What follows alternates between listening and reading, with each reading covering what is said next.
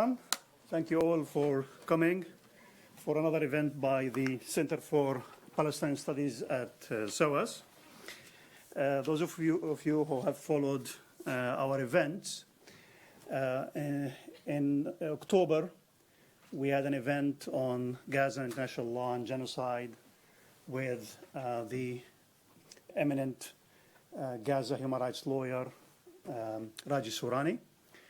In November, we and a couple of other centers at SOAS co-hosted Francesca Albanese, again, on international law and genocide. More recently, in February, we had an event on legal aspects of the genocide in Gaza with Alonso Gurmendi and Mariam Jamshidi. So far, in terms of educating against genocide denial, we have been focusing mostly on the legal aspects of it. And obviously, these are very important and prominent.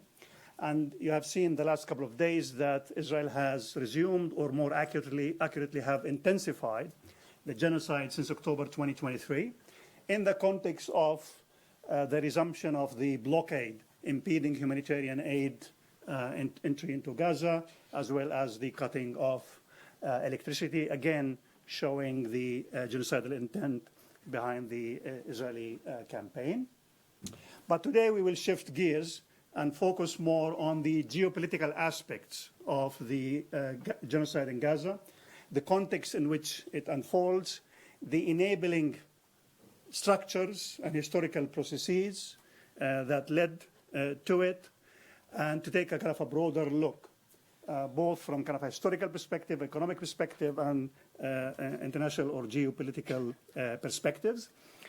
Next, in May, stay tuned, we have Professor Ghassan Abu Sitti on Nakba Day for the annual lecture of the Center for Palestine Studies on the biosphere of genocide, the killings in Gaza.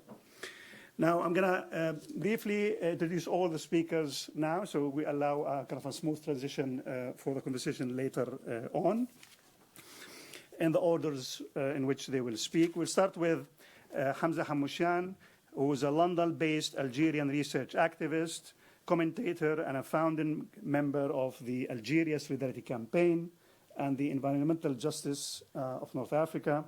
He's the program coordinator for North Africa at the Transnational Institute. He previously worked for War on Want, Global Justice Now, and Platform London. He's the author and editor of several books, including Dismantling Green Colonialism, Energy and Climate Justice in the Arab Region. And some of you might remember from last year an event with Hamza on this book, and another colleague who authored a chapter in the book. Another book is The Arab Uprisings, A Decade of Struggles from 2022, The Struggle for Energy Democracy in the Maghreb, and The Coming Revolution into North Africa, The Struggle for Climate Justice in 2015. Hamza will be focusing on the historical and the anti-colonial and kind of comparative aspects of the genocide. Next, Rafeef Ziadah, who is a senior lecturer in politics and public policy, emerging economics at King's College London. She holds a PhD in politics from York University, Canada. Previously, she was a lecturer here at SOAS in the Politics and International Studies Department. Rafeef also worked as a researcher and campaigns organizer with a number of refugee rights and anti-poverty organizations, including War on Want. Rafeef is also a co-editor of the book Revolutionary Feminisms, published by Verso in 2020. Her research on infrastructures and maritime politics has appeared in various academic journals. Recent publications include an article on dispossession, refugees, and migrant labor in the Middle East and Palestine. In addition, as many of you would know, she's also a well-known and very accomplished spoken word artist whose words have inspired so many. There is a rumor circulating in social media that she will deliver her talk today in a poem. So we'll see if that is correct or not. Next is Hanieh, who is a professor of political economy and global development at the University of Exeter. He previously taught for many years at SOAS and have authored 4 books, including the most recent, Crude Capitalism, Oil, Corporate Power, and the Making of the World Market, 2024. Before that, he published Money, Markets, and Monarchies, the Gulf Cooperation Council on the Political Economy of the Contemporary Middle East in 2018. And before that, Lineages of Revolt, Issues of Contemporary Capitalism in the Middle East, which was published in 2013. Finally, Nathaniel George is a lecturer in politics and Middle East at SOAS. He's a global political historian of the modern Arab world and United States foreign relations. His research and teaching focuses on the relationship between revolution, counter-revolution, sectarianism, and empire. Prior to joining SOAS, he was a postdoctoral fellow at Harvard University's Weatherhead Center for International Affairs and the Ibrahim Abu Lughod Fellow at Columbia University's Center for Palestine Studies. He holds a PhD in history from Rice University, an MA in Middle East Studies from the American University in Beirut, and a BA in cinema from the University of Iowa. His writings have appeared in various academic outlets, and these include the recent publications Abu Jubran and Jabal Amil, Between the Palestinian and Iranian Revolutions, and our 1789, the Transitional Program of the Lebanese National Movement and the Abolition of Sectarianism, 1975-1977. So we look forward to a very provoking, thought-provoking discussion with leading experts on the Middle East and Palestine. Now, each speaker will speak for about 15 or 20 minutes, so we'll have about 50 to 60 minutes of discussions, and then we'll have 30 to 40 minutes of Q&A. So we look forward to your participation and the discussion. Please note that we are recording this session, so hopefully we'll upload it later on YouTube. So in your contributions, take into account that it is being recorded. Please note that outside recordings are not allowed. And note that we have 2 exits in terms of the room setting. So please help me welcome the 4 speakers for today.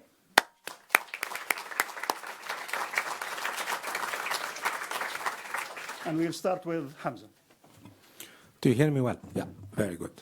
Thanks, Nimer, for the invitation and for the kind introductions. I'm really delighted to be here and to be sharing the panel with my comrades, Rafeef, Adam, and Nate. My talk today is based on a long article I've written last year and that you can find on the Transnational Institute's website under the title Vietnam, Algeria, Palestine, Passing on the Torch of the Anti-Colonial Struggle. The purpose of the article, and hence this talk, is to share with you some historical reflections on the Algerian and Vietnamese anti-colonial struggles to commemorate important chapters of anti-colonial history, especially that last year, 2024, coincided with the 70th anniversary of the Battle of Dien Bien Phu, where the Vietnamese revolutionaries inflicted a crushing defeat on the French colonialists. 2024 also coincided with the 70th anniversary of the start of the Algerian struggle for independence from the French.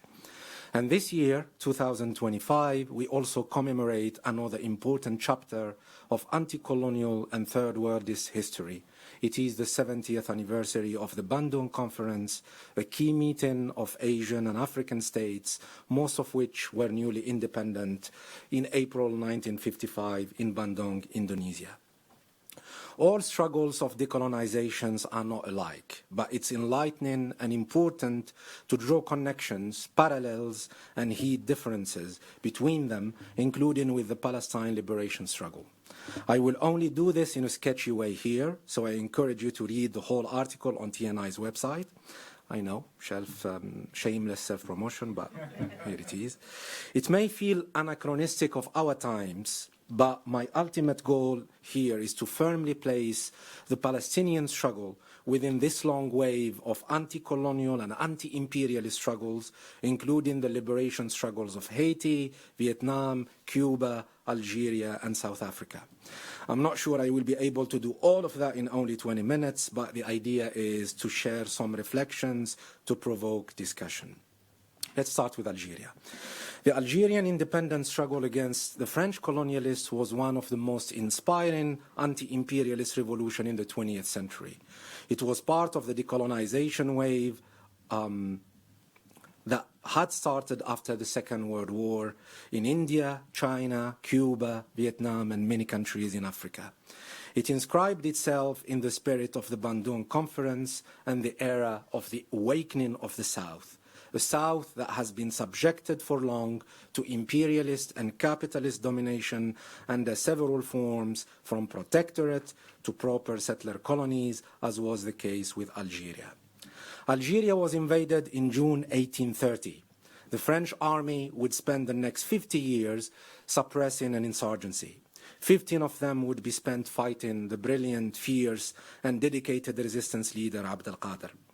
The war of conquest was relentlessly conducted, especially under the commandment of the ruthless Marshal Bugeaud, who adopted a genocidal, scorched earth policy, causing barbarian atrocities that ranged from population displacements, land expropriations, engineered famines, massacres, and asphyxiations.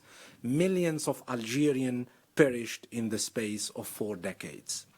Along with Marshal Bugeaud's pacification, colonization was actively encouraged.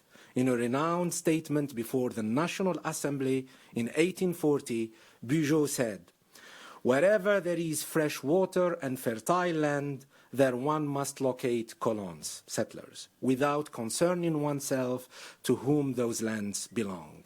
By 1954, the number of settlers had reached just under 1 million, 15% of the population.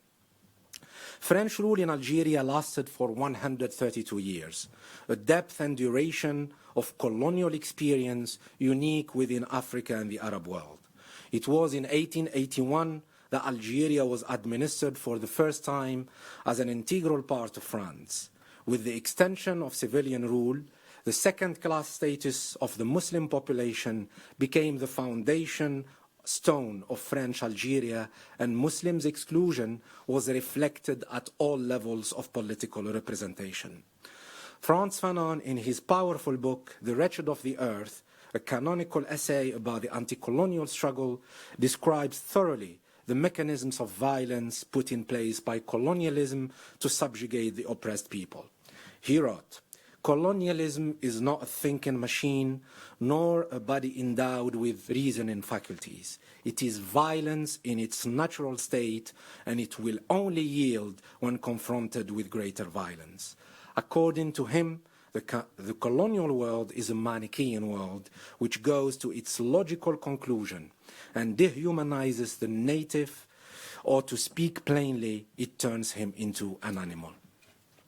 After the French succeeded in violently suppressing the rebellions, the last of which was in 1871 in Kabylia, it took over half a century for the Algerian resistance movement to surge again and to morph into a proper Algerian nationalism. However, the events of 8 May 1945 were a major turning point in the trajectory of Algerian nationalism.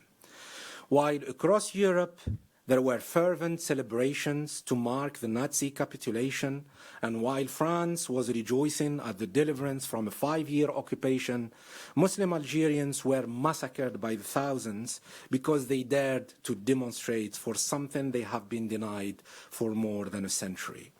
In that Victory in Europe Day, they marched in Sétif in favor of Algerian independence, and they deployed banners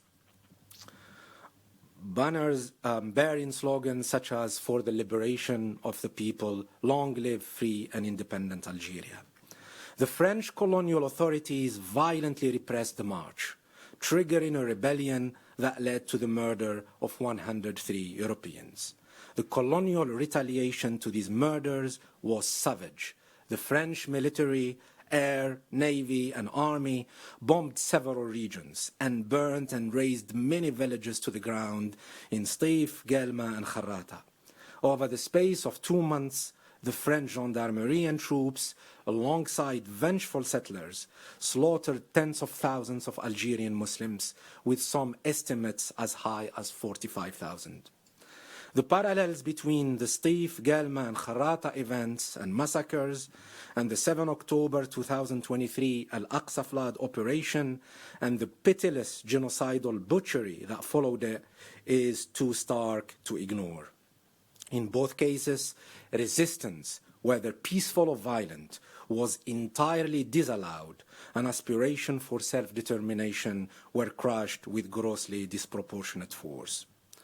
At the time, in 1945, one analyst trying to explain the barbarism of the colonized and to justify France's bloody repression wrote, "The call to violence raises from the mountains in a kind of evil genie, a wild and cruel Berber Caliban, whose movements can only be stopped by a force greater than his own." The same supremacist colonial mindset and the same racist, orientalist, and essentialist explanations of why the oppressed and colonized revolt persist today.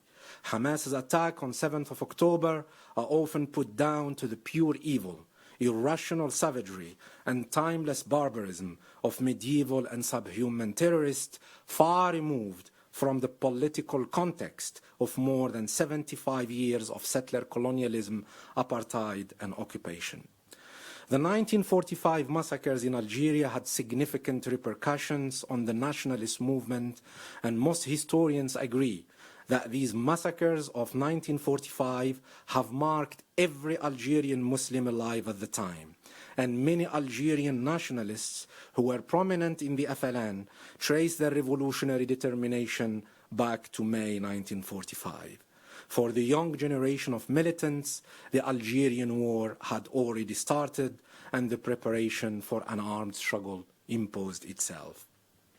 It will not be surprising if future generations of Palestinians and Arab revolutionaries of all political tendencies would trace their commitment to liberatory struggle to the genocide that followed the 7 October attacks and the heroic resistance in Gaza and the wider region.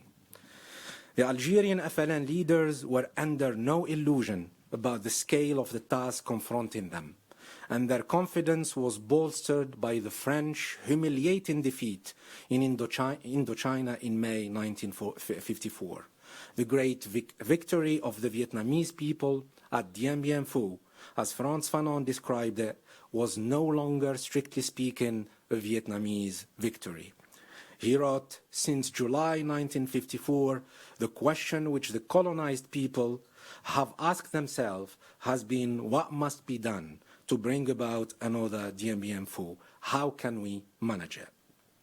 News of what the Vietnamese had done in the remote highlands of Southeast Asia quickly reverberated across the French Empire as it began to crack. The importance and impact of Dien Bien Phu on the psyche of the colonized people can hardly be overstated. Ben Youssef Ben Khadda, president of the Provisional Government of Algeria, recalled, "In 7th of May 1954, the army of Ho Chi Minh inflicts on the French Expeditionary Corps the humiliating disaster of Dien Bien Phu. This French defeat acted as a powerful catalyst on all those who have been thinking that an insurrection in the short term is by now the only remedy, the only possible strategy." Already in early 1949, a Ho Chi Minh minister wrote to the Moroccan revolutionary guerrilla leader Abd al-Karim in exile in Cairo, asking him to appeal to the North African soldiers in Indochina. The Rafeef leader readily complied, and he wrote, "The victory of colonialism, even at the other end of the world, is our defeat, and the failure of our cause, the victory of freedom anywhere in the world, is the signal of the approach of our independence." The heightened awareness of the need for solidarity among the colonized was expressed, for example, in the ports of Algeria, where dockers were the first to refuse to load war material bound for Indochina. Throughout the world, the Battle of Dien Bien Phu was seen as a turning point, heralding other battles. The smell of gunpowder had barely dissipated in the Tonkin Valley in Vietnam before it permeated the Ores Mountains in Algeria. And the echo of battle did not wait until its first anniversary to see the wretched of the earth reunited in Bandung. As for the colonialists, de Lattre, France's commander-in-chief, confided to the officer he had put in charge of creating his Vietnamese army that they had to hold the imperial line. He said, "It's in Tonkin that we are defending our positions in Africa. Everything must be subordinated to this imperative. Today, it is in Gaza and the Middle East that US-led imperialism seeks to defend its global hegemony. In the US-Israeli attempt to hold the imperial line in Gaza, they are applying similarly brutal methods to those applied by the French in Vietnam, including starvation of the civilian population. The French focused on breaking the Vietnamese access to rice. Starve the adversary was the French General Raoul Salan's command. Another officer, General Chassin, insisted that this was the only way to win a colonial war, arguing that one must starve people to death. The use of food as a weapon is by no means new, but the French were unique in that they carried the assault into the 20th century's war of decolonization with terrible consequences for the Vietnamese. In doing so, in Upper Vietnam, the French collapsed the dividing line between combatants and civilians and between the home front and the battlefront, the definition of la guerre totale, total war. Similar logics prevailed in France's attempt to pacify Algeria between 1954 and 1962, and they are now again at work in Israel's total genocidal war in Gaza. Let's come back to Algeria. What followed the declaration of war on 1st November 1954 was one of the longest and bloodiest wars of decolonization. The FLN leadership had a realistic appreciation of the military balance of power, which was in favor of the fourth largest army in the world. Their strategy was inspired by the Vietnamese nationalist leader Ho Chi Minh's dictum, "For every 9 of us killed, we will kill one. In the end, you will leave." The FLN wanted to create a climate of violence and insecurity that would be ultimately intolerable for the French, internationalize the conflict, and bring Algeria to the attention of the world.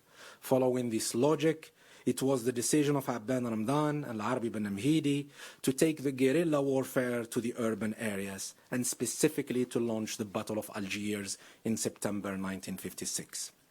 There is no better way to fully appreciate this key and dramatic moment of sacrifice in the Algerian Revolution than the classic realist film of Gillo Pontecorvo, The Battle of Algiers.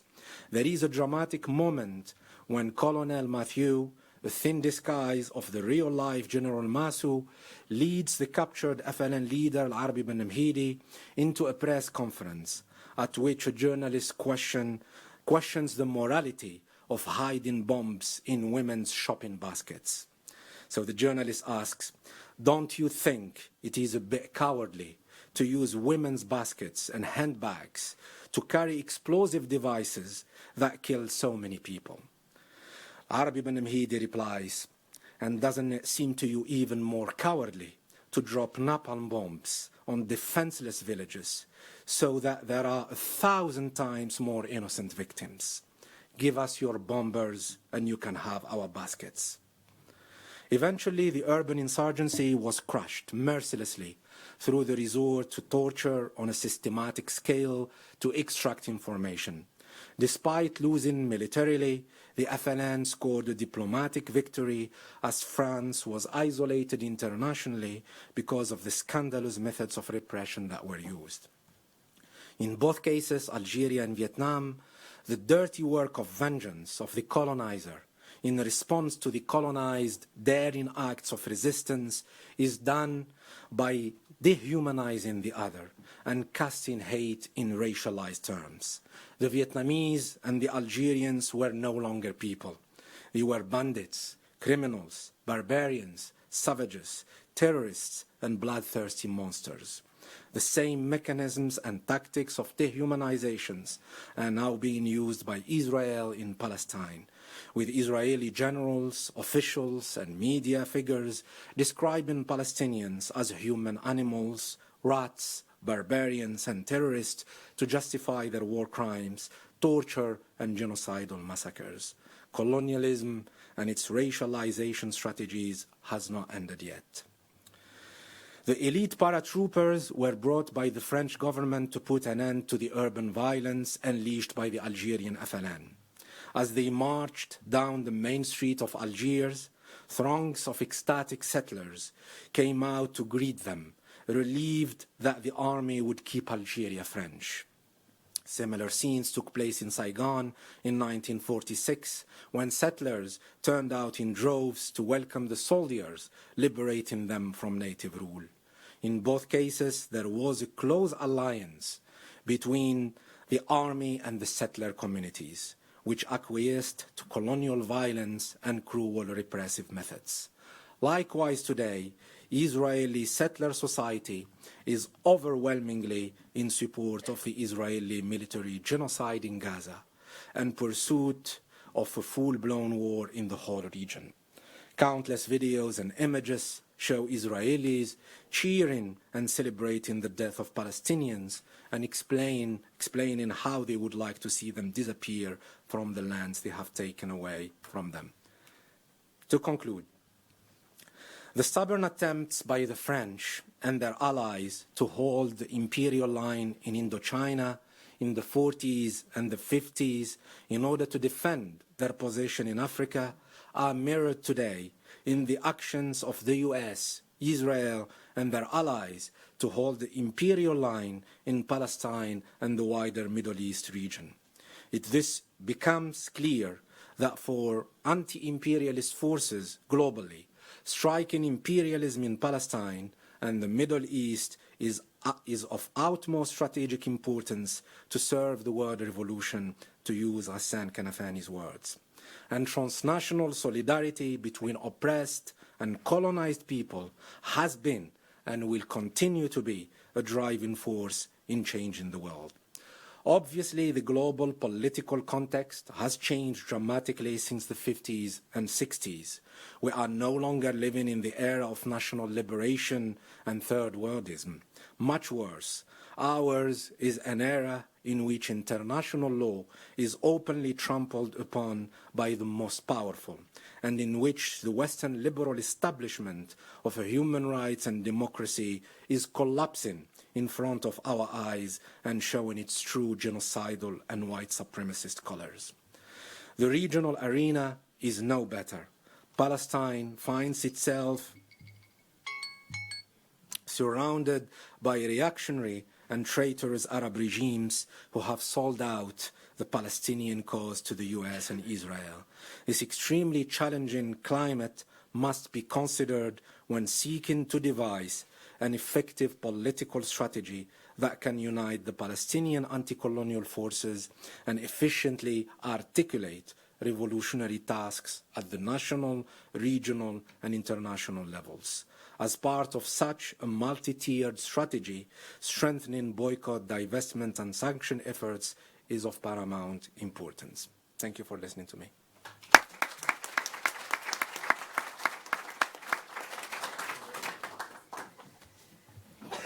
Thank you, everybody, for being here this afternoon. For people who are fasting, Ramadan Kareem. Many thanks to the Center for Palestine Studies for opening up this conversation and hosting multiple conversations, and Dr. Sultany in particular for making sure we all make it through these very busy and hectic times to be able to have this conversation. I don't say this lightly. I don't say it as a matter of routine. I say it because the space to discuss Palestine in academia, 2 years ago we were saying it was shrinking. Today it's safe to say it's quickly evaporating, especially if we look across the pond to what the Trump administration is doing to universities. But the universities in the UK have not really been that much less hostile to conversations about Palestine. So I think we are considered lucky that there is a Center for Palestine Studies at SOAS, that it continues its work, and it continues to have critical conversations and open up space for critical conversations about Palestine that are unapologetic about what it is to be Palestinian in this day and age, facing a genocide just after yesterday when we had one of the highest death tolls. I wanted to start with a poem. I'm not going to give my entire talk in a poem, but I thought it was really important to start with the words of Hiba Abu Nada, who's a poet from Gaza. She wrote the poem I'm about to read on the 10th of October of 2003. Later, she died a martyr in her home in South Gaza, killed by an Israeli raid, only 10 days later after writing this poem. At the time of her death, she was 32 years old. The poem is titled, I Grant You Refuge. I grant you refuge in invocation and prayer. I bless the neighborhood and the minaret to guard them from the rocket, from the moment it is a general's command until it becomes a raid. I grant you and the little ones refuge, the little ones who change the rocket's course before it lands with their smiles. I grant you and the little ones refuge, the little ones now asleep like chicks in a nest. They don't walk in their sleep towards dreams. They know death lurks outside the house. Their mother's tears are now doves following them, trailing behind every coffin. I grant you refuge. I grant the father refuge, the little one's father who holds the house upright when it tilts after the bombs. He implores the moment of death, have mercy.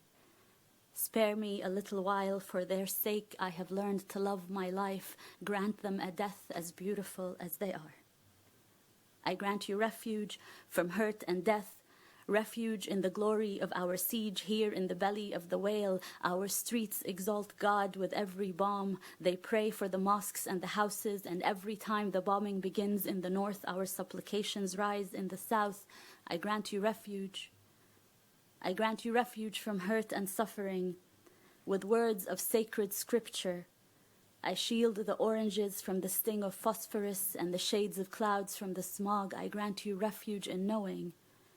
I grant you refuge in knowing that the dust will clear, and they who fell in love and died together will one day laugh.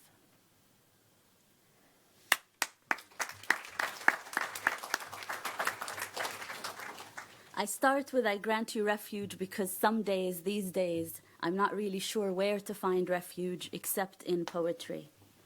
Israel's genocide in Gaza was unleashed and cheered on by the US government, the British government, and the European Union, the same states that have consistently given Israel diplomatic cover and military aid to continue its settler colonial project against the entirety of the Palestinian people. But I want to encourage us that rather than thinking about this moment as an isolated moment or a particular escalation, that we really need to think of it as the culmination of Israel's settler colonialism, which has long been predicated on the dispossession and erasure of the Palestinian people. The very denial of the Palestinian existence as a people is inherent to this colonial project. The disposability of Palestinian life is often highlighted during moments of overt violence, bombings, military incursions, and airstrikes, which make their way across screens and news outlets sometimes. But the violence of the siege in Gaza, for example, the daily strangulation of life under military occupation, never quite make the same impact. We are taught to only react if the bombs are falling, but when there is a slower death of occupation or a slower death of siege, which eats away at very life, dignity, and rights for over decades, this doesn't even make a blip in the news. And I say this because history does not start on October 7th, because Palestinian history of resistance and anti-colonialism has long, long been in the making. In understanding the current moment, however, it's important to recognize the historical context of settler colonialism and how it continues to structure the relationship between Israel and Palestine. Settler colonialism not being a singular act of dispossession, but an ongoing process that seeks to erase the Palestinian population, the indigenous population, to replace them, sometimes to integrate them into the labor force of the settler colony, sometimes not, but always to maintain dominance and structural and systemic violence and racism. This history shapes the politics of Palestine today, and we always have to keep this context in mind. I say this because nowadays I find myself teaching in a field called development. And in the field of development for a very long time, we have heard about a conflict resolution paradigm, how if the two parties to the conflict could just come together, each giving concessions, then everybody could just move on. The problem with this very paradigm is that it equates the colonizer with the colonized. It equates those that have settled on the land with those who were living on the land long before and refused to leave. The things that are offered to Palestinians, and I'll just take it back to the Oslo Accords here of 1993, have always been in this conflict resolution paradigm, casting the Palestinians as the ones who are stubborn, not wanting to give up enough to have their own statehood. But even if we just scratch the surface of the Oslo Accords, even if we just look at what was signed at the time, they were signed by the Palestinian Liberation Organization and Israel. And since then, what we have seen is that they have worsened both the political and the economic situation for Palestinians, creating what Palestinian economists have called a captive economy. Palestinian political economists say this because the Oslo Accords ensured that the West Bank was dissected into separate sections where people could not move in between them, solidifying Israel's territorial control and transforming the West Bank into a patchwork of fragmented areas. It was divided into areas A, B, and C. Area A, which covers about 20% of the Palestinian population, was given limited autonomy under the Palestinian Authority, while Area C constituted about 70% of the West Bank and still remained under Israeli control. So even when people speak about Oslo Accords being a great moment of peace for Palestinians, that is extremely far from the truth. It actually set us up for what we see today.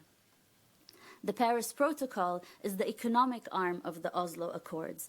And very often people speak in the paradigm of humanitarianism and human rights, ignoring the political economy of settler colonialism. But to truly understand the Oslo Accords and where we find ourselves in this moment, we have to understand the Paris Protocol, the framework, the economic framework of the Oslo Accords, which essentially cemented Israeli economic dominance over Palestinian territories. Israel controlled external borders, imports, exports, and even foreign aid, shaping the Palestinian economy to make it reliant on Israeli markets.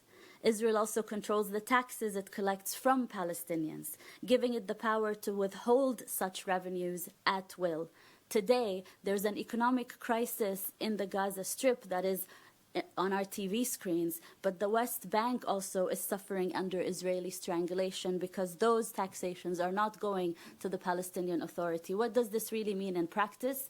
It means that teachers are receiving about 30% of their salaries which are already diminished because of the strangulation of the Palestinian economy. Yet we hardly hear about these economic impacts of this system that was set up, a settler colonial system that was set up to ensure that the Palestinian economy never thrives. The economic strangulation of Gaza in particular is very much a direct result of what was signed in the Oslo Accords. This is well before the siege. People think of the siege as a moment where Gaza was cut off from the rest of the world, but even under the Oslo Accords, we saw Gaza being shifted off. We saw the regime that we have today of checkpoints being initiated to ensure that Gaza could be cut off from the world when the siege eventually happens. And of course, within this, there was the cycle of de-development, ensuring that Palestinian industries couldn't grow, but were actually shut down, ensuring that Palestinians could not compete in any way with the Israeli economy, and ensuring that Palestinians have to rely on Israeli imports. In so many ways, what Palestinian economists have analyzed is that humanitarian aid that technically goes to Palestinians actually reverts back into the Israeli economy because they can only import from the Israeli economy. There is a lot to say about Oslo, and those of us on the panel have written extensively about Oslo, its dynamics, and the Paris Protocol. I just want to put it in this context because often when our focus is solely on international law, we tend to forget the political economy under which this international law functions, and how for a very long time Palestinians have been constructed as intransient, not wanting to sign onto peace accords when this is the peace that has consistently been offered. It was always fragmented pieces of Palestine where there would be no autonomy. The Palestinian Authority could be responsible for collecting garbage, for example, but nothing else that would constitute self-determination for Palestinians. But all of this happens, and Israel has the capacity to carry on with this project, including the genocide that we see today in Gaza, not just because of what it does internally, but very much because of international complicity. It is deeply embedded in an international web of military production and political support, both diplomatic and financial, that allows it to continue its project.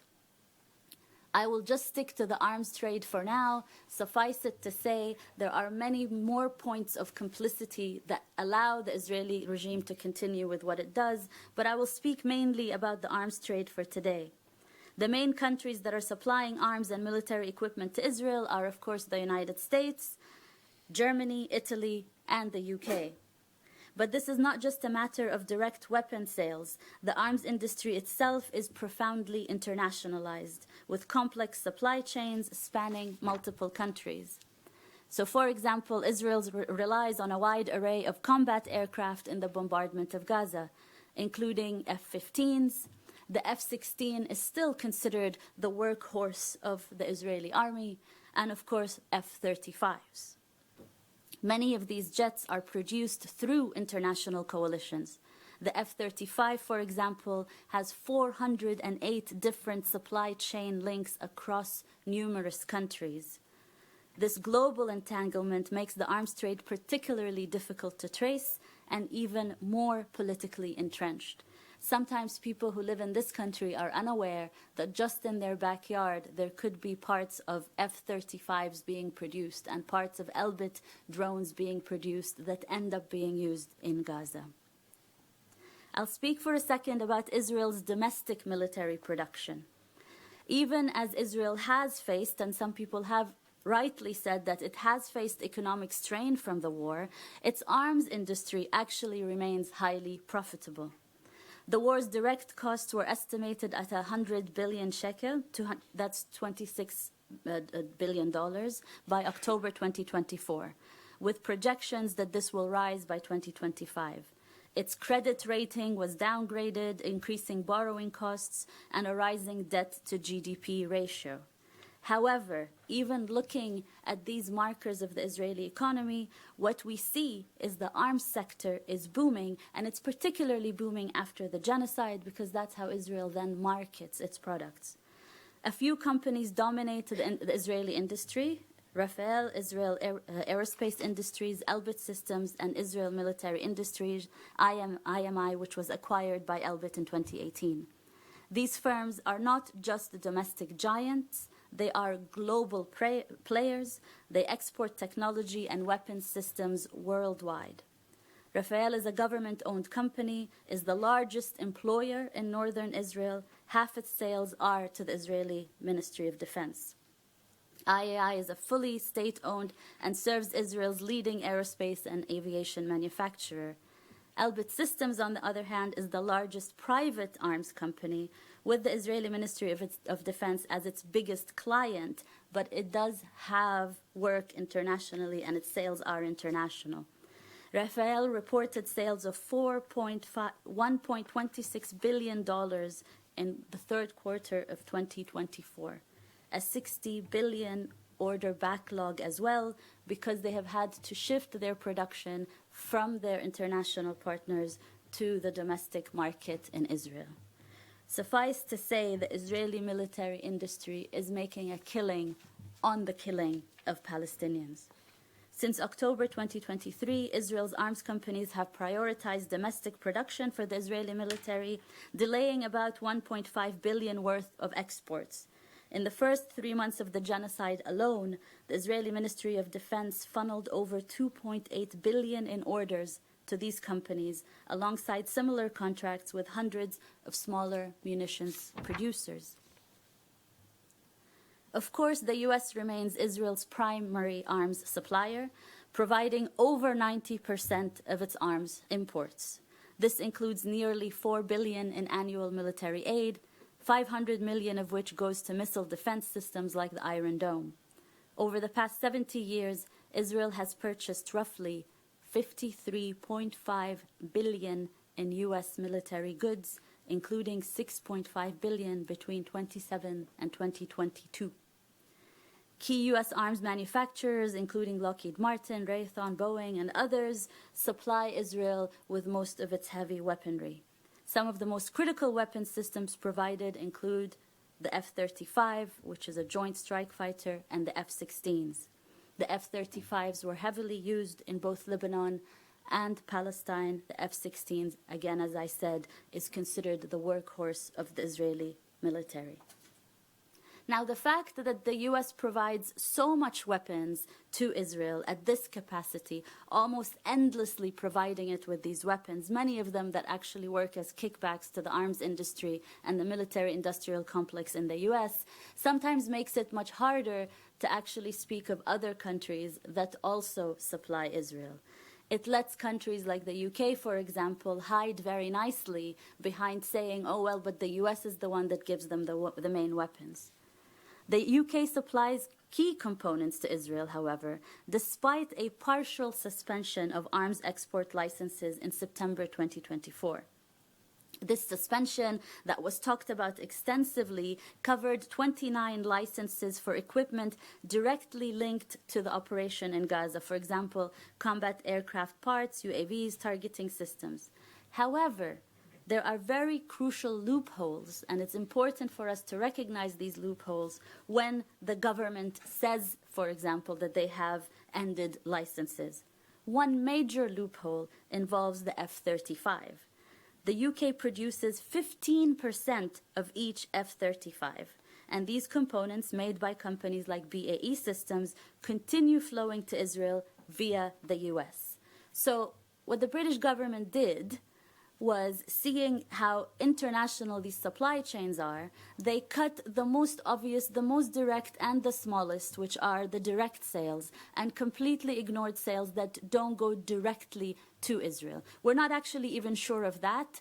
There is research happening on arms companies in this country that may be supplying directly to Israel. But this is a major loophole because it tries to get the UK off the hook in their part for what they are supplying in the F-35. Since 2008, the UK has licensed over $579 million in arms exports to Israel, with many licenses classified as open, meaning there's no cap on the volume or value of goods exported. From October 2021 to December 23, the UK issued $165 million in export licenses for components shipped to the US for incorporation into weapons destined for Israel. I say this because the campaigns to stop arming Israel are really growing in this country. And many of us have been on the streets in protest saying, cut the arms trade, cut the arms trade. We are continuously first told that we are not sure if the weapons are being used for human rights violations. That was a big joke, but that was the first reply we got. Then, as evidence grew that they were being directly used for human rights violations, what we got was this minuscule cutting off of licenses that essentially don't mean much for this industry. So To conclude, I want to say that there is a chain of complicity that must be challenged. The arms trade, diplomatic support, economic control are threads that bind Israel's settler colonial project together. As we see on our television screens over and over the situation in Gaza, we must think of how we are formulating our demands to not just the British government, but any institution, including our local councils, in how they are divesting and whether they are divesting to our universities, and to show these chains of complicity that are quite clear. And no matter what pushback we get, we need to continue insisting that this complicity be ended.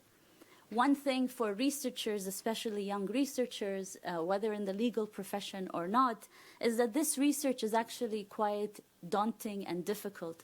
You have to be looking at contracts, you have to be chasing supply chains, you have to go and visit the sites many times.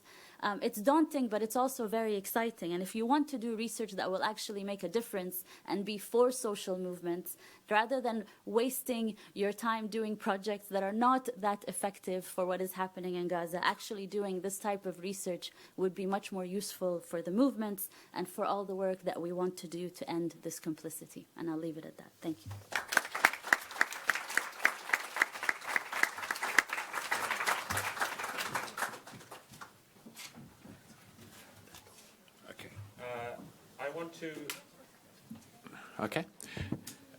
I want to begin by thanking Nimer and the Center for Palestine Studies for allowing us to present at this important moment and to talk about Palestine. I think one of the things that we often don't realize as people who are intimately involved in the CPS is that the CPS is an institution that's not just important for SOAS, it's not just important for London or the UK. It has a real resonance globally in some of the debates and discussions about where Palestine is heading and what needs to be done at this moment. So I think it's very important to recognize those contributions that are global in scope, not simply at our institutions here in the UK. So I wanted to speak today about some of the bigger conversations that are beginning to open up, I think, in the context of the Trump administration, in the context of the US and UK's continuing support for Israel's genocide, and in particular in the context of the on-again, off-again ceasefire, which I think, as Nimer rightly pointed out, is not a resumption of violence that we've seen in the last few days, but rather an amplification of an ongoing violence that extends way beyond and before October 2023. So I wanted to speak about some of these bigger conversations, and particularly in regards to the US strategy in the Middle East, the wider Middle East region. That's what I want to focus my conversation today. But I wanted to begin just by centering it on, I think, the point that Rafeef ended on here, which is that over the last 17 months, we have seen an unprecedented mobilization at a global level in solidarity with Palestine. We have seen huge demonstrations in this country and elsewhere. We have seen mobilizations of dock workers to block the arms trade with Israel. We have seen the encampments across universities around the world. And we have seen attempts at strikes and community level organizing that really, I think, has not been paralleled since basically the anti-Vietnam War mobilizations. I think it's really important to foreground this fact that we have seen in response to Israel's genocide an unprecedented mobilization that really doesn't we haven't seen since the 1960s in terms of a bigger radicalization. And I think it's important to consider, why is this the case? Obviously, there's been huge revulsion at Israel's war in Gaza that has now expanded, as I'm sure Nate will speak to in a second, regionally, and a revulsion at the unstinting support of all Western powers, but leading this, the United States and the UK, in supporting the Israeli state in this genocidal violence.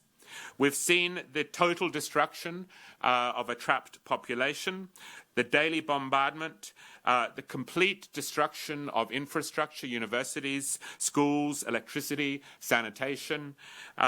We see this genocide broadcast 24/7, which I think it's important to remember. We are seeing the sanitized version of this on our TV screens. The reality, of course, is much, much worse.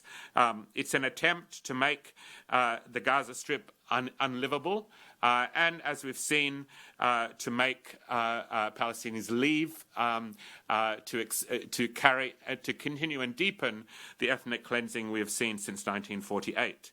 And I should just note here that what we have seen in the last few months is the way in which the language of ethnic cleansing has become normalized and acceptable from Trump downwards. The fact that people openly speak about transferring populations to Jordan and to Egypt is a real reflection of the way that language, that racist language, has become completely normalized.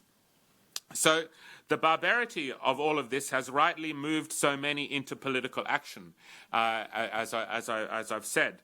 And it has also, I think, been the source of radicalization on the right as well.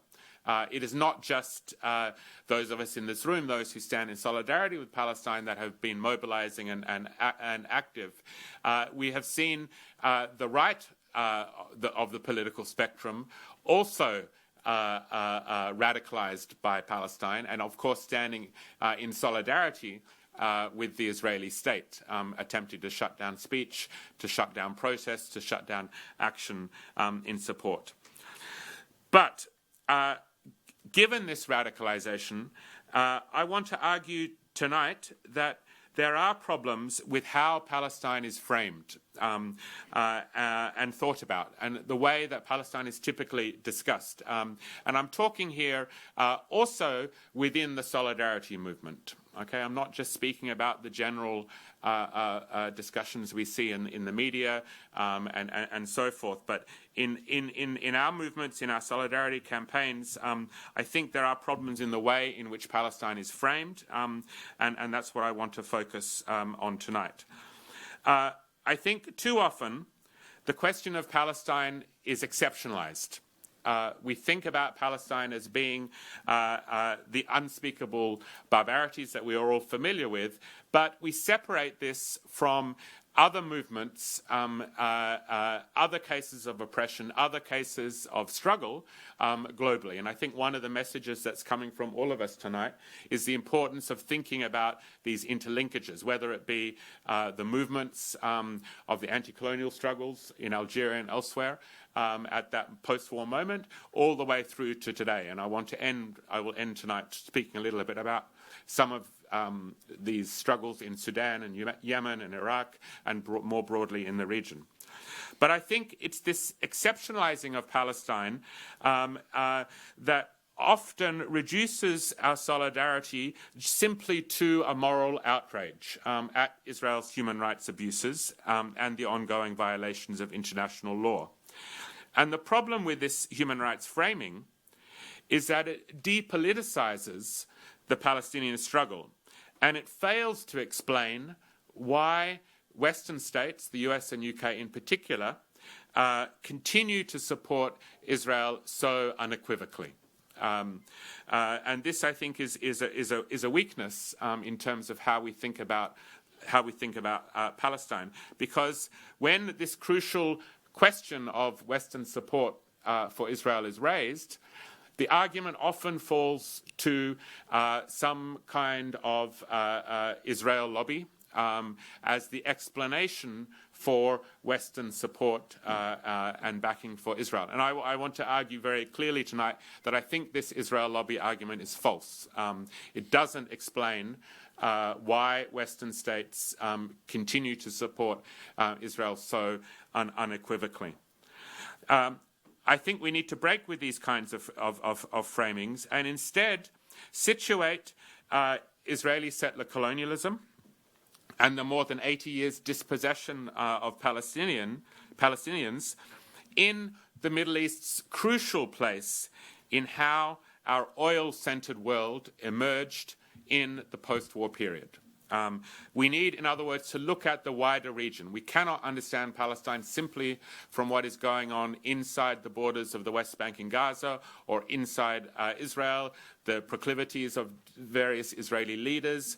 We need to understand, I think, the wider region and the importance of the wider region to American political power globally since the post-war period. If we step back to this moment, the moment after the Second World War, and the moment that Hamza was speaking so eloquently about, we can see the way in which the Middle East became a key crucible of global politics.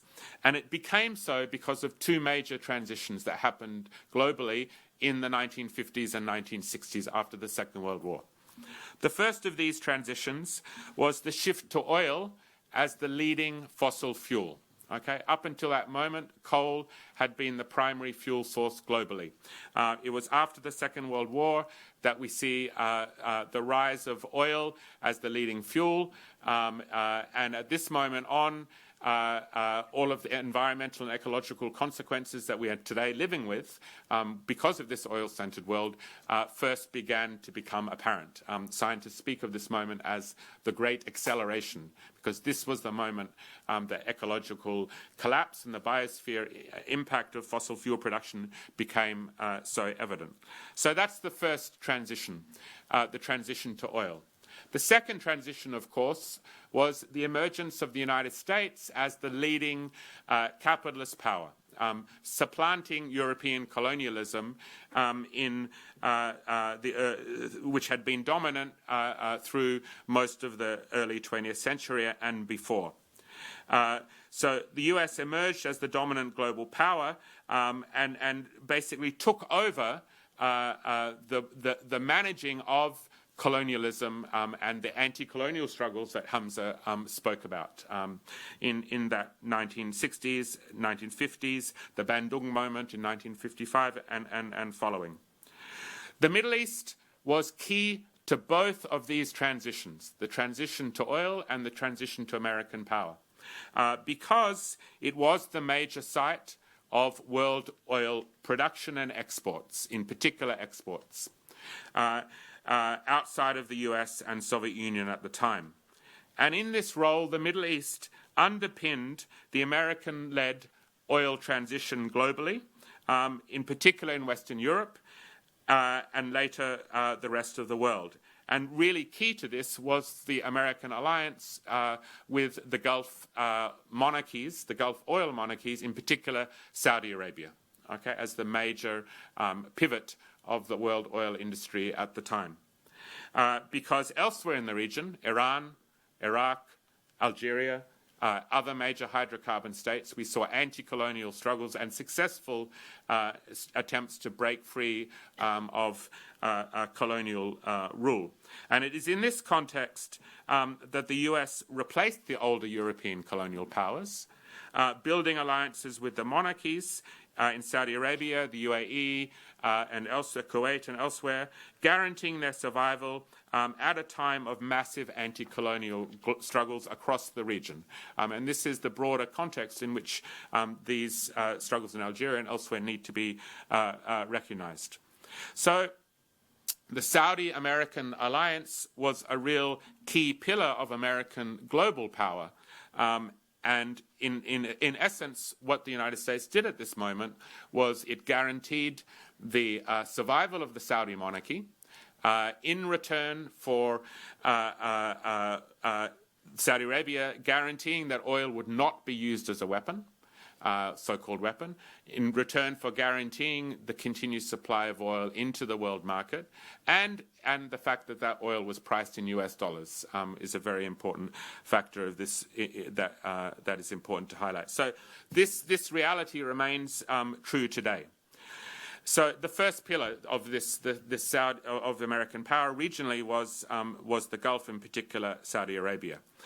So when we speak about, as Hamza said, the traitorous role of these regional powers, this is the historical lineages of this traitorous role. The second key pillar to American power in the region at this time, particularly after the 1967 war, was, of course, Israel.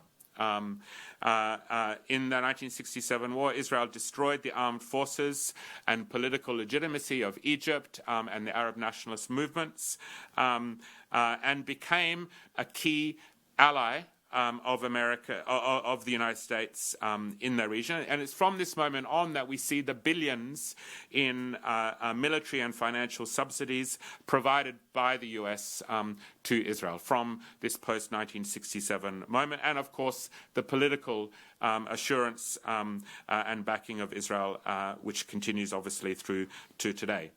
Now, why was Israel so important within the regional order? It was because precisely of the character of the Israeli state that Rafeef has spoken about, its nature as a settler colony, the fact that it was founded upon the dispossession of the majority of the Palestinian population, and as settler colonies globally tend to be, it is a highly militarized, highly racialized state that depends for its survival on the support of Western powers, exactly in the same way that South African apartheid, as another settler colony, played the same role in the context of British and American imperialism in the African continent. So, in other words, and by the way, this is why Britain, in the early days of the 20th century, supported the foundation of Israel and supported through the Balfour Declaration and other means the expulsion of the Palestinian people in the 1947-48.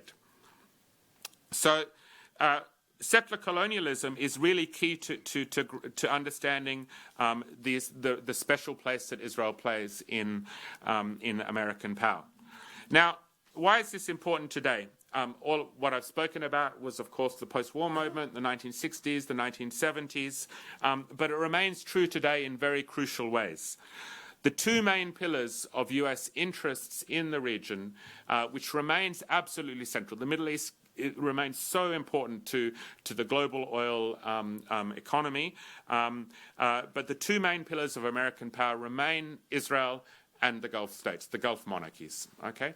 And what the United States has attempted to do in the last 2 decades is to knit together or integrate these two pillars, to normalize the relations between Israel and the Gulf, and to bring them within an American orbit. The Oslo Accords that Rafeef spoke about was a key moment in this. The Oslo Accords was never about peace, as Rafeef has so eloquently outlined. The Oslo Accords was about normalizing Israel's relationship with Jordan, normalizing Israel's relationship with Egypt, and normalizing Israel's relationship with the Gulf. Okay? That was the fundamental political project that Oslo was the heart of. Since that time, of course, we have seen the Abraham Accords signed under the previous Trump administration in 2020. The Abraham Accords saw the United Arab Emirates and Bahrain and Sudan and Morocco give under the American auspices to normalize relationships, investments, and joint projects with the Israeli state. In that 2020 moment. Now, this is significant because the UAE and Bahrain would never have done that without Saudi approval. Okay, that never would have happened if Saudi Arabia hadn't approved this normalization. So I think to look at this regional picture, to look at this push to normalization is really important because it helps to explain the politics of the current day. In other words, it helps to explain why the United States, at a time of relative global decline and at a time of relative weakening of its interests in the Middle East, is trying to shore up its two main pillars, Israel and the Gulf, through bringing them together, through normalizing the relationships. Now, what stands in front of that is, of course, the Palestinian people. At least the Palestinian people in Gaza, the Palestinian people in the West Bank, but not the Palestinian Authority that runs the West Bank and essentially was established through the Oslo Accords and itself is heavily dependent upon external fundings in all of the ways that Rafeef has described.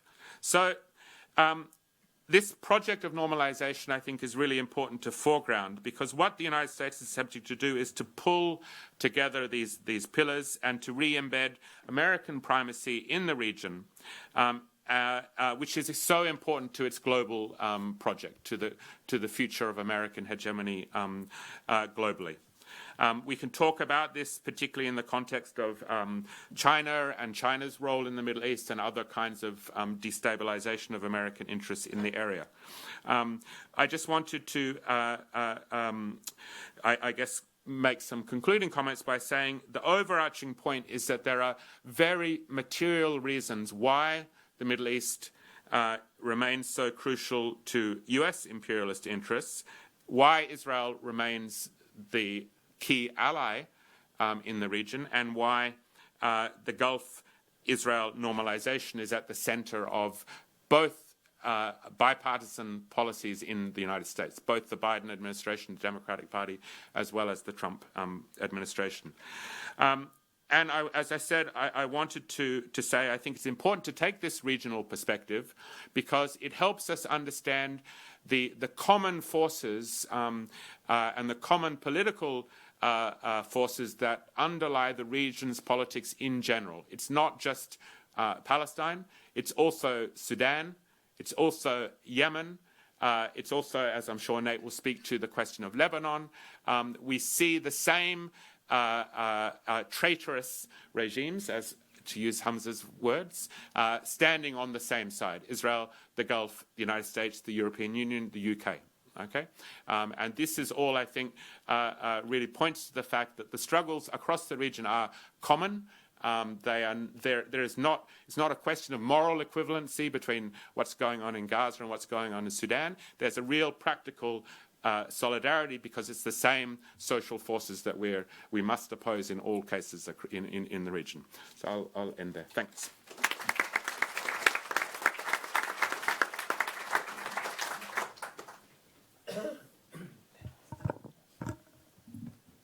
Thank you. Thank you to Nimer for inviting me and to you all for coming out and the incredible panelists here. It's an honor to share my thoughts with you and to engage in this important conversation in these dark times. In my talk, I'm going to focus on the history of the hottest front of the war for Palestine outside of Palestine, which is and has historically been Lebanon. It's easy to forget, although all of our panelists have reminded us tonight, that Zionism is part of a regional project that has regional and global implications, as my colleagues have so amazingly laid out for you today. On October 8th, 2023, Hezbollah surprised all observers by launching its support front against Israel by targeting Israeli military positions within occupied Lebanese territory. Israel characteristically responded with far greater force across South Lebanon more generally against both military and civilian targets. Israeli strikes have since killed more than 4,200 people in Lebanon and caused over 17,000 injuries with life-altering effects over the last 17 months, with the majority of the casualties occurring after Israel's escalation of their war in mid-September 2024. its assault displaced at its peak an estimated 1.3 million people in a country of some 5.8 millions. Israel exported their brutal style of total war, honed in Gaza, and replicated it in Lebanon on a miniature scale. They targeted hospitals as well, over 40 hospitals targeted, 8 rendered out of commission. They targeted many schools, destroyed and flattened almost many of the homes, probably the majority of homes along the border region with occupied Palestine. According to the World Bank, the amount damaged and lost due to the conflict in Lebanon is estimated at $8.5 billion. A ceasefire had been concluded on the 27th of November, but the killing has not stopped. This week alone, Israel killed 11 people in their homes or traveling in cars or motorcycles. They've destroyed prefabricated temporary homes brought into destroyed villages of the south, signaling that Israel is not prepared to allow its residents to return or for reconstruction to commence. Despite the ceasefire calling unambiguously for the withdrawal of Israel from Lebanon, Israel has remained in occupation of 5 high points along the border. In addition to the existing areas of Lebanon, it remained in occupation of since the 1960s in many cases, in 1948 even. In fact, this week the Israelis have begun expanding beyond these points, in the first instance from their position near the village of Hula in southeast Lebanon, digging new tunnels, new ditches to expand their infrastructure. Earlier in March, they allowed hundreds of Israeli settlers to go visit the Sheikh Abad Hill in southern Lebanon, a shrine that is holy and revered by both Muslims and Jews alike.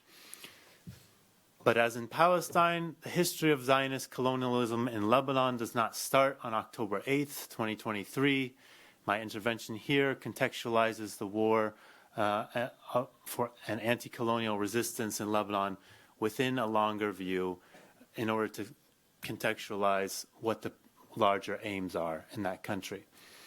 Israel has attacked Lebanese sovereignty since its foundation in the 1948 Nakba, when Zionist forces occupied a number of border villages for the better part of a year, during which it expelled their residents and committed large-scale massacres.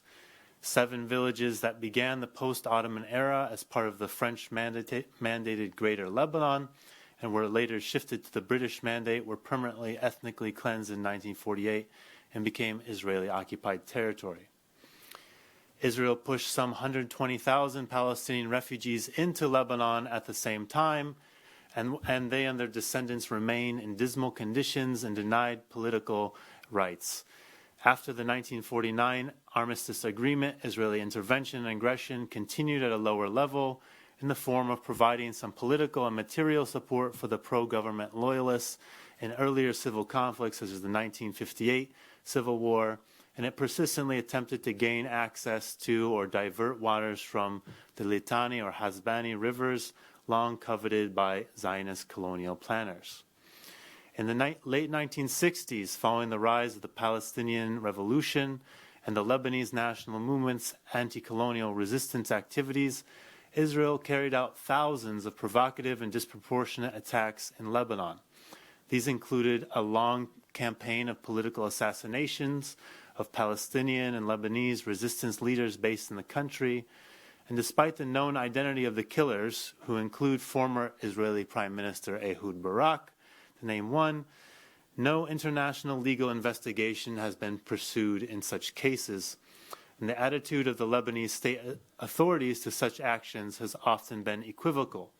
Israel even took up military positions in Lebanon unopposed by the government as early as 1970.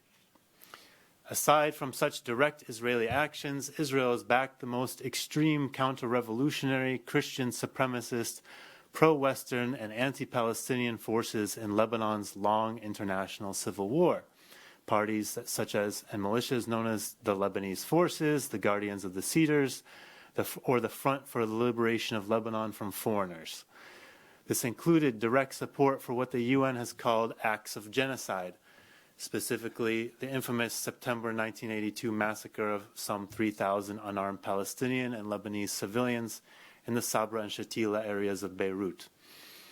Lebanese nationalist forces have long been vexed by the question of how to relate to Israel, with violent disagreements breaking out within their coalition between the proponents and critics of an alliance with Israel, whether implicit or explicit. This political divide is still reflected today, for instance, in the divisions between the Lebanese forces and the Marada movement, predominantly Maronite Christian Lebanese political parties, allied to the U.S., Israeli, and GCC project, and the Iranian-supported resistance axis in the case of the Marada movement, respectively. After initial flailing attempts to raise a competent subordinate Lebanese militia to police resistance in southern Lebanon since 1976, Israel directly invaded and occupied Lebanon south of the Litani River from 1978 to 2000.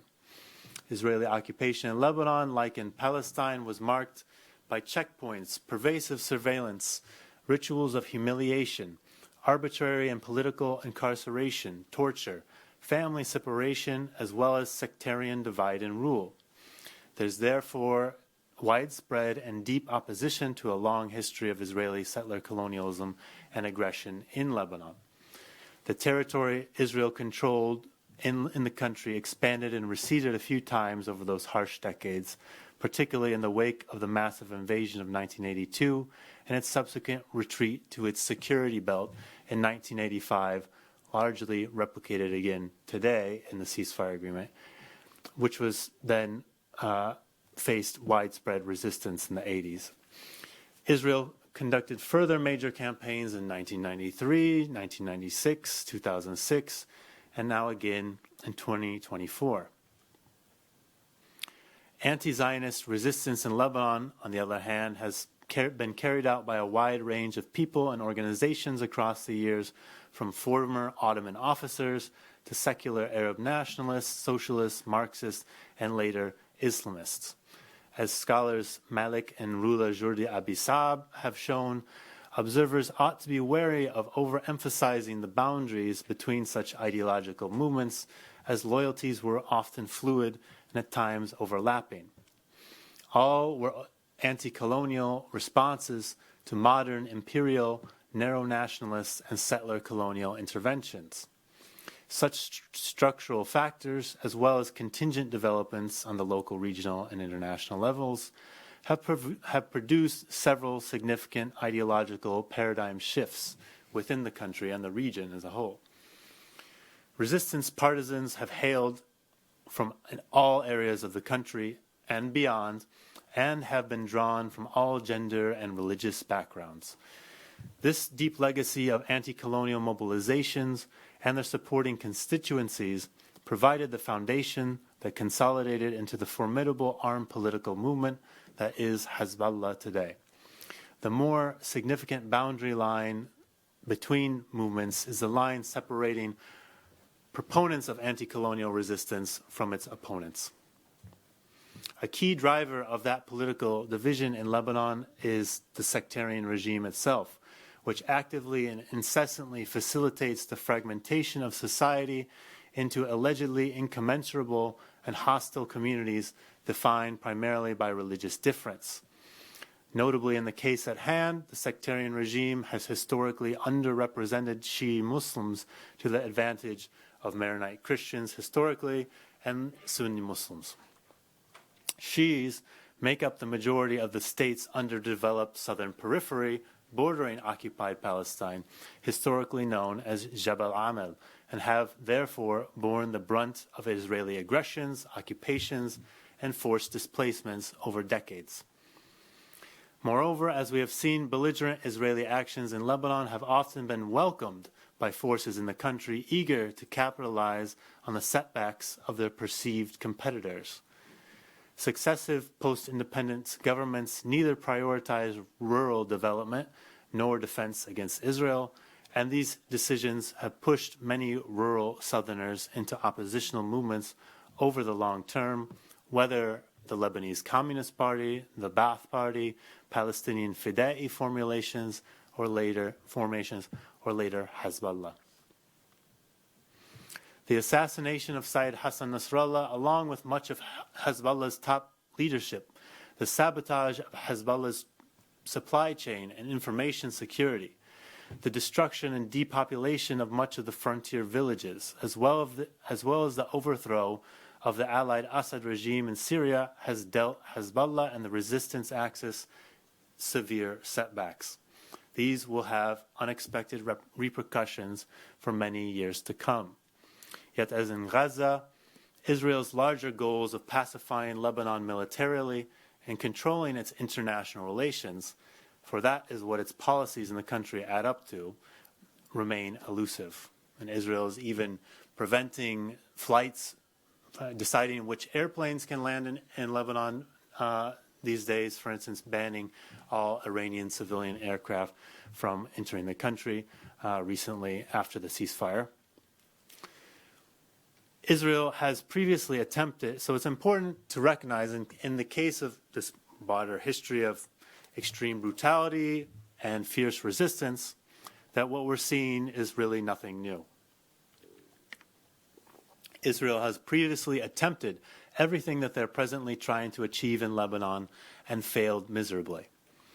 The assassination of resistance leaders has eventually led to more effective and determined successors. The collective punishment of Lebanese society has reduced open sympathy for Israel and the U.S. while boosting the plausibility of militant self-defense. Attempts to push resistance forces behind a particular location, such as the Sultany River, have repeatedly failed, while those same military forces' strategic depth has eventually expanded. Israeli reliance on air superiority has failed to eliminate any resistance group. Ground invasions have led to the embarrassment of the region's most vaunted troops. The occupation of a security belt along the frontier has brought unsustainable losses on fixed positions, as well as the increased legitimacy for resistance forces. The fomenting of internal strife, civil war, and the deputization of Lebanese collaborators has forged a more committed and organized resistance while progressively discrediting the option of open collaboration. Coordination with the U.S. to install a collaborationist president, namely Bashir Gemayel, in August 1982, was met with his prompt assassination and a dilution of his agenda by his successor and brother. And finally, the imposition of an agreement with the Lebanese government allowing de facto Israeli sovereignty in Lebanon, such as in May 1983, was soon brought down through popular and international resistance. While with the strength of philo-colonial Lebanese groups at a historic low, and the formidable organization and institutionalization of resistance forces, there's little reason to foresee that any of these available tools will be successfully deployed today in the long run in the future. More realistically, the Israelis can only hope to achieve a temporary degradation of these forces, a strategy their own military leaders and intellectuals have dehumanizingly referred to as mowing the lawn. As in other protracted anti-colonial struggles, as we heard so wonderfully from Hamza especially, resistance forces have only needed to survive to credibly claim victory against a vastly more powerful aggressor.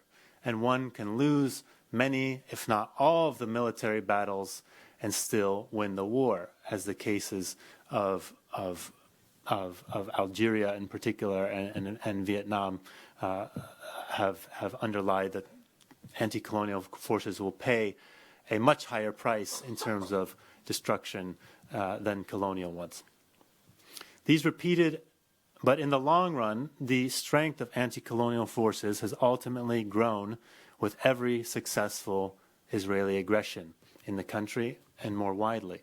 These repeated episodes have steadily distorted the lives of more and more people, acts of political education that have steadily chipped away at the philo-colonial theory that, quote, Lebanon's strength is in its weakness, or قوة لبنان في ضعفه.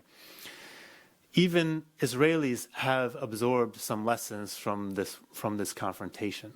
When asked why Netanyahu opted for the 27th of November ceasefire, one of his former national security advisors and a Washington-based Israeli think tank analyst, Yaakov Amidror, revealingly said to the Financial Times that, quote, Lebanon is too big and Hezbollah is too strong to keep going. Quite incredible words for talking about a state that can't deliver electricity or water to its population reliably. Other Israeli officials immediately described the ceasefire as, quote, a ceasefire, not an end to the war. We've seen this since the ceasefire. There was first the brutal killing of over 100 Lebanese civilians trying to return to their homes after the ceasefire actually expired for the first time in late January and was unilaterally extended with American permission after that. But the ultimate meaning of these events will only be revealed with time. If the structural conditions of sectarian political and economic inequality continue to combine with Western sponsorship of official Lebanese submission to settler colonial and genocidal Zionism, Jebel Amel can be expected to host anti-colonial forces with strong international alliances organized to counter such intolerable political arrangements. And in the end, Lebanon's fate is completely inseparable from that of Palestine. And I leave it there, and I look forward to discussing further with you. Thank you so much to our speakers for this in-depth discussion and thought-provoking discussion. I think this discussion have showed us two things. One, the importance of context. This is one of the derided words since October, which it was amazing to see how actively an attempt to any contextual discussion of what happened on the 7th of October and the aftermath has been denied and demonized. But in practice, the four presenters, I think, today showed us that context is crucial, not only for naming what is happening and what has happened, but also for diagnosis of the situation. In recent times, complexity is invoked to defer or to deny judgment on so-called controversial issues. But what I have seen, complexity can actually provide clarity in terms of the situation. And the second point is that the presentations have lived up to the title of the panel by showing us the connections between imperialism, colonialism, and genocide in Gaza and elsewhere.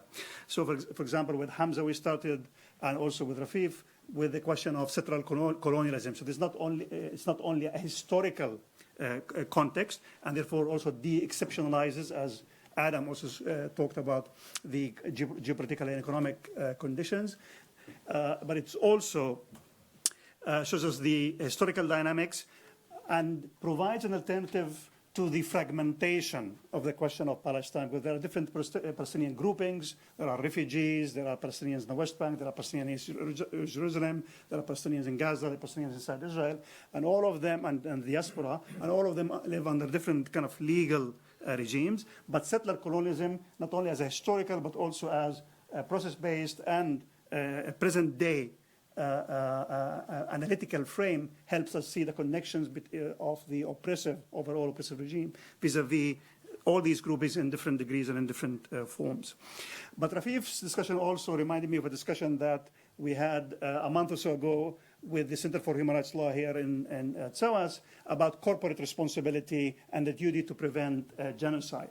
Why is it that the duty to prevent genocide, namely that third states should not be arming Israel during when there is a situation, not only of a genocide, of a risk to genocide according to international law, and yet they keep doing it? So in order to understand why they keep doing it, we need to understand the political and the economic conditions of the arms trade regime and the centrality of Israel to it, in order to understand why the legal duty is unlikely to be upheld. And then with Adam, I was reminded with a Biden quote that was repeated several times, including in 2013, in which he said, if Israel did not exist, we would had to invent an Israel in order to guarantee American interests in the region. And you can see today the discussion is focusing on Trump and far-right populism, but the fact of the matter is those who sponsored, supported, armed, and financed and normalized the genocide are the likes of the Green Party in Germany and the Democrats in the United States, and even the so-called human rights lawyers in government today in the UK. Now, with Nate, we can see also that the regional dynamics shows that Israel's influence is not only on the sovereignty and the lack of proper self-determination for the Palestinians, but also in other neighboring countries, including Lebanon. And if we had time, we could have also discussed Syria, because what we have seen since the fall of the Assad regime, that Israel is brazenly occupying more territory, claiming spheres of influence, even further territory, and destroying the capacity of the emerging Syrian regime to have an actual state, let alone a state with sovereignty. So thank you so much for this discussion. Now we have about 30 minutes or so for Q&A, so please raise your hand, identify yourself, and ask a question.